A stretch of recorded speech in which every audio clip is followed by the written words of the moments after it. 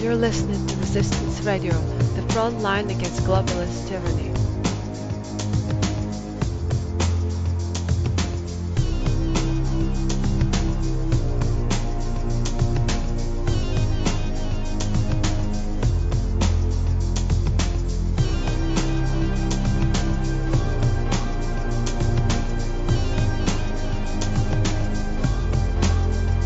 You're listening to Resistance Radio. This is Jack Sen, founder of Resistance Radio. You're listening to The Eddy O'Sullivan Show.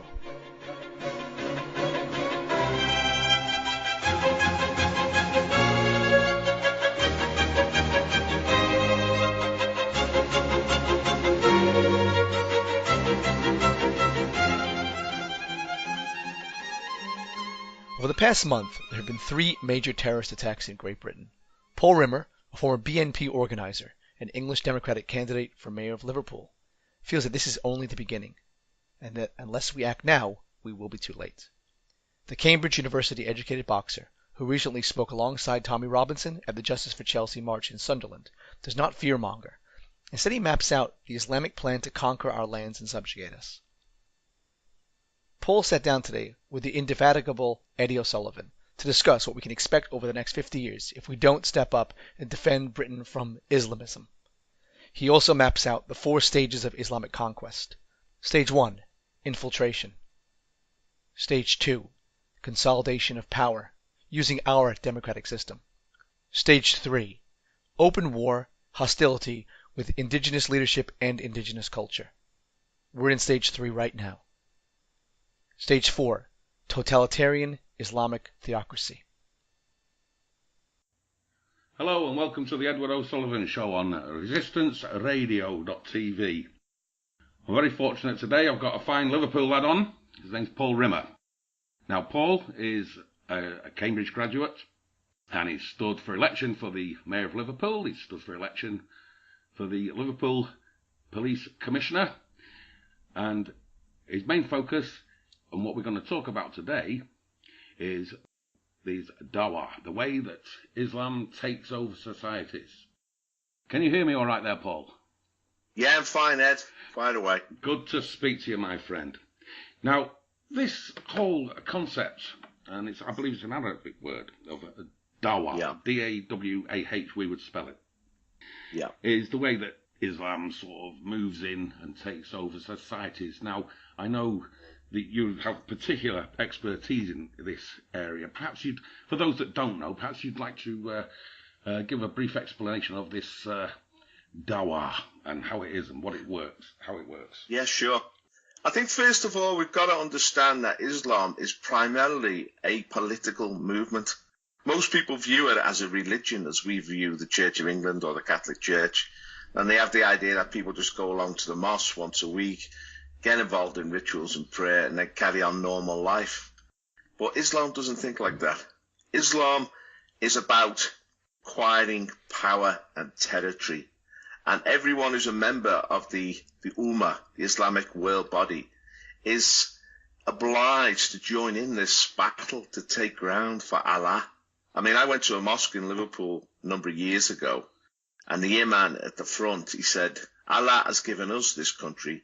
Every knee will bow at the name of Allah. So that's the goal they have before them. And they have strategies to achieve that goal.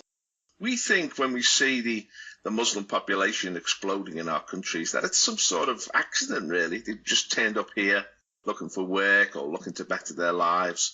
And they've congregated in certain cities. And because they breed more and because they have stronger family structures, they're growing, and taking ground. But it's nothing accidental. It's all deliberate. It's all part of a strategy which they call dawah, which means moving into non-Islamic countries and Islamifying them. Obviously, there are different strategies. There can be just a conquest, a military conquest, as the Arab armies did after the death of Muhammad, when they poured out of the Arabian Peninsula and took over North Africa and the Middle East and the Persian world, went into India and Central Asia, took over Asia Minor, and then attacked Europe. I mean, that was the first initial outpouring of the Islamic armies. But that was stopped, as we know, in Europe by Charles Martel at Tours in 732. and it was stopped eventually in the Balkans in 1683 at the Siege of Vienna. It was turned round, but obviously it went on for almost 1,000 years, this Islamic invasion of European lands.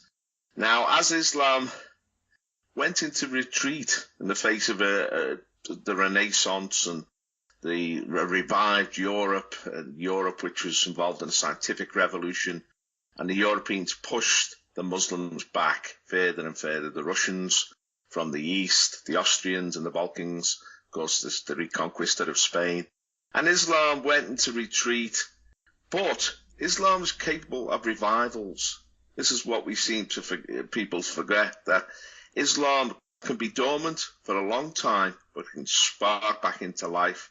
And since the 1960s, Islam has been in revival mode. This was a response, first of all, to the advance of socialism in the Arab world. A lot of Arab countries, such as Syria, became socialist republics. Egypt did, Iraq did. And this was actually, the Saudis decided to do something about this.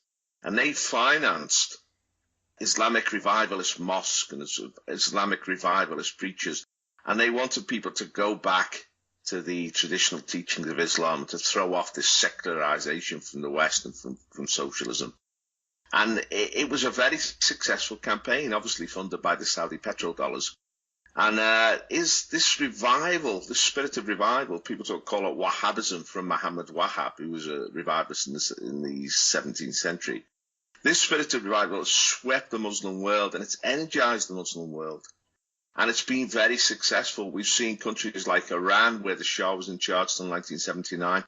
This has been taken over by an Islamic revolution, and an Islamic republic has been established, and it's been successful. I mean, the Arabs were sort of under the fear that the secular world could not be resisted, and that Islam was going to be swept aside and was no longer practical in the modern age.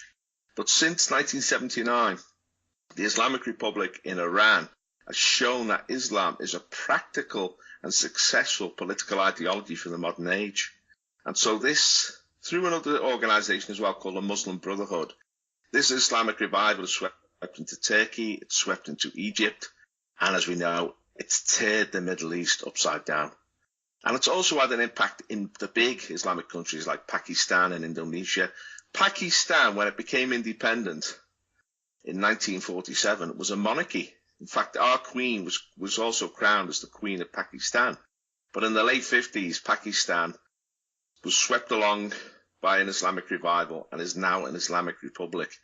And from all over the Islamic world, the spirit of Islam was revived, and then it moved into Europe through immigration initially, small numbers.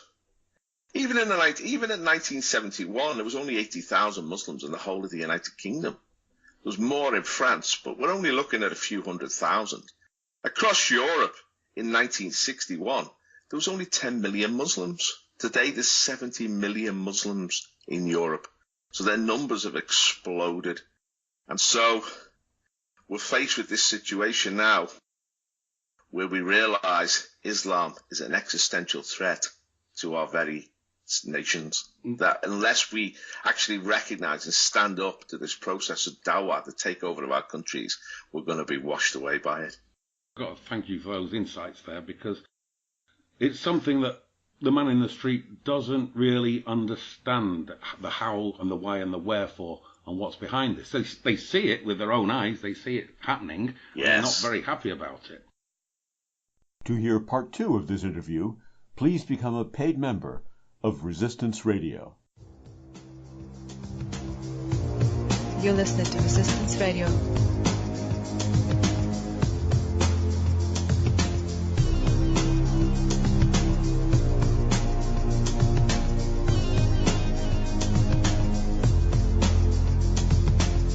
You're listening to Resistance Radio.